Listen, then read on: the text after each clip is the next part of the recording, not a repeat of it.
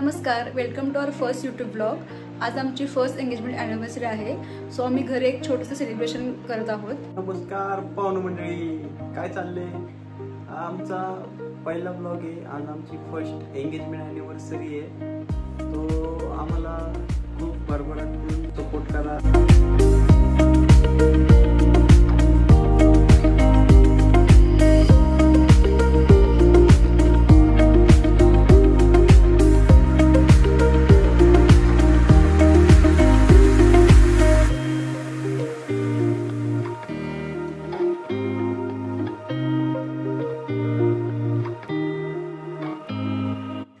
मस्त रेडी झाले, साडी वगैरे नेसून तुम्ही बघू शकता।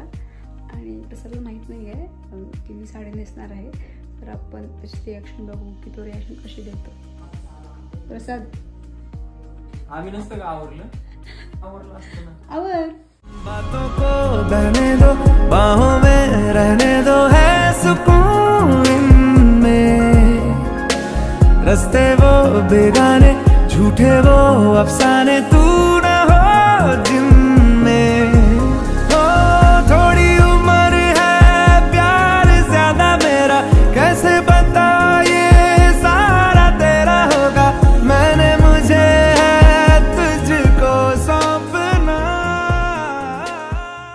असं आम्ही केलं घरी छोटंसं एंगेजमेंट सेलिब्रेशन।